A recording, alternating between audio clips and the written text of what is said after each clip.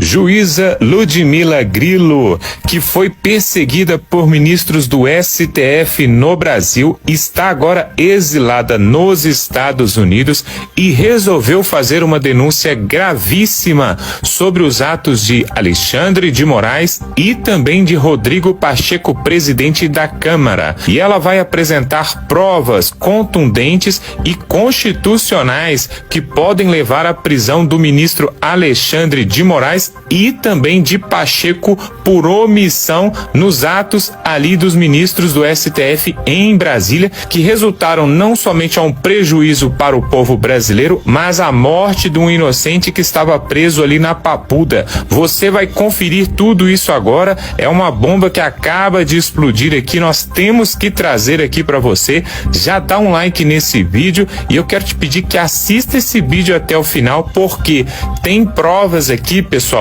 que são realmente importantes e gravíssimas, e o Brasil precisa saber disso o quanto antes. Ele também praticou uma omissão ao não apreciar o pedido de revogação de prisão, então ele praticou ações e omissões.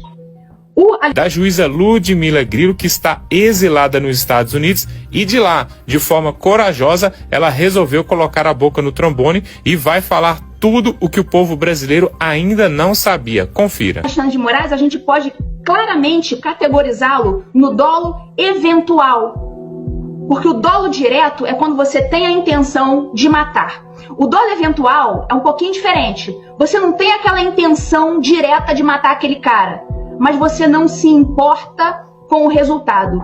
Você age ou se omite, assumindo o risco daquele resultado acontecer. E para o nosso direito penal, dolo direto e dolo eventual recebem o mesmíssimo tratamento. Todas as pessoas que agem com qualquer um desses tipos de dolo respondem pelo resultado final. Então, Alexandre de Moraes deve responder por homicídio duplamente qualificado, pela morte de Clériston, por dolo eventual. E agora eu vou além. Conduta penalmente classificável de Rodrigo Pacheco, conduta por omissão. Porque se você exclui a omissão dolosa de Rodrigo Pacheco ao não retirar da máquina pública o elemento defeituoso que se chama Alexandre de Moraes, e só Rodrigo Pacheco pode fazer isso nesse momento, pautando o processo de impeachment, Rodrigo Pacheco se coloca imediatamente na posição de agente garantidor, que é um outro instituto de direito penal, que é aquele que garante determinadas coisas. Ele é o responsável por determinadas coisas, pelo resultado. Ele é o responsável por tomar atitudes para que determinado resultado não aconteça. E nesse momento, Rodrigo Pacheco é agente garantidor e permitiu, por omissão, que o resultado morte acontecesse, ainda que ele não desejasse intimamente que aquilo acontecesse. Então, Rodrigo Pacheco também é responsável nessa ordem causal dos acontecimentos. Rodrigo Pacheco também tem as mãos sujas de sangue. Então, eu espero não ter me alongado muito, mas eu precisava fazer essa explicação um pouco mais técnica. A juíza Ludmila Lins Grillo revelou em uma rede social que deixou o Brasil em 2022 e foi morar nos Estados Unidos depois de vivenciar episódios de perseguição política. Por isso ela se considera exilada.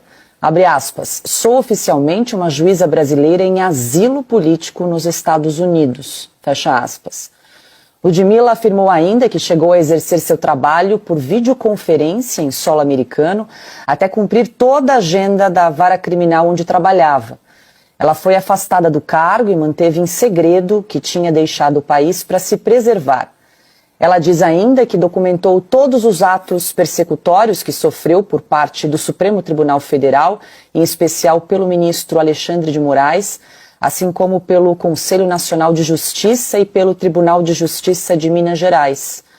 Ludmila apresentou uma denúncia para as autoridades americanas. E aí, Piotr, a magistrada, a juíza, agora não mais, né, foi afastada do cargo, está nos Estados Unidos aí desde 2022, se considera aí exilada, asilo político nos Estados Unidos em razão de perseguição que tem sofrido. O Supremo Tribunal Federal impeça o descumprimento de leis aprovadas pelo Congresso. Não permita que outro poder interfira nas atribuições do Legislativo.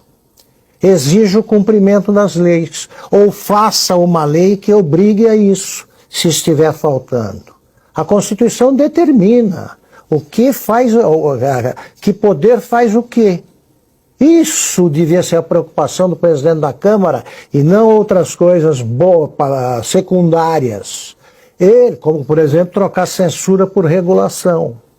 Ele está permitindo que exista a figura do exilado político, que configura a existência de uma ditadura. No caso do Supremo Tribunal Federal, do Judiciário. É injusto falar judiciário porque a primeira instância não tem nada a ver com isso. Os juízes continuam agindo corretamente. O problema está numa corte formada por advogados, que nunca foram juízes de nada. Advogado se habitua a ter um lado, e o presidente da Câmara tem o seu. No caso, oscila conforme os próprios interesses. Nunca coincidem com os interesses do país. Nunca. Então, esse problema real é que precisa ser resolvido. Como é que faz? Vai continuar havendo preso político? Que a Constituição não prevê essa figura. Não admite a existência dela. Vai continuar existindo exilado, preso, perseguido. Então, o caso dessa juíza é que nos preocupa. E não a necessidade de adequar a internet a isso. Isso daí é censura. Isso daí é censura. Vá defender a democracia na trincheira certa. Pois é, Ana, o Augusto falou em ditadura, estava dando uma olhadinha aqui que a Ludmila Lins Grillo publicou numa rede social chamada Locals, até porque ela foi banida pelo STF da rede social X, antigo Twitter. Ela escreveu o seguinte, aspas, esse foi meu segundo Réveillon nos Estados Unidos da América, a terra da liberdade onde escolhi viver, e que carinhosamente me acolheu e me protegeu da ditadura que miseravelmente se instalou no meu país. Da juíza Ludmila foram críticas com embasamento técnico, como o Piotr disse. E não custa lembrarmos que as críticas que ela deixou ainda quando morava no Brasil, e por isso a perseguição, né, começou a ser imposta ao perfil dela, foram críticas que, inclusive, ex-ministros do Supremo Tribunal Federal, como o ex-ministro Marco Aurélio Mello, e fizeram, outras pessoas, outros juristas fizeram, o doutor Ives Gandra Martins também fez críticas a esses inquéritos sem fim, inquéritos que são abertos de ofício, ou apenas com uma canetada de um dos ministros do Supremo Tribunal Federal, né? Houve muitas críticas em relação a esses inquéritos, a quebra do devido processo legal no Brasil, do Estado de Direito. Mas, no caso da juíza Ludmila, é claro que houve uma perseguição política. Houve uma perseguição política. Claro que também, desde a pandemia, ficou bem estabelecido no Brasil, né? Médicos não podem questionar tratamento, não pode questionar a conduta com seus pacientes, a vacina, nada.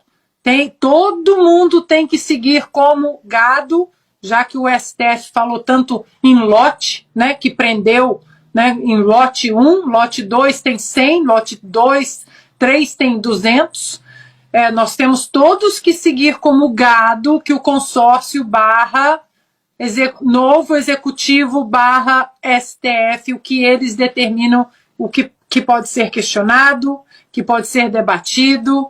Então, ficou proibido debater urnas, ficou proibido debater todo o sistema eleitoral, ficou proibido, inclusive, dizer que Lula era amigo de ditadores. Mas aí, Paula, como Augusto disse, nós estamos diante de um Brasil com presos políticos e com exilados. Alan dos Santos, agora a juíza Ludmila, Paulo Figueiredo, nosso Rodrigo Constantino também sem passaporte, sem conta bancária. Que tipo de Brasil é esse?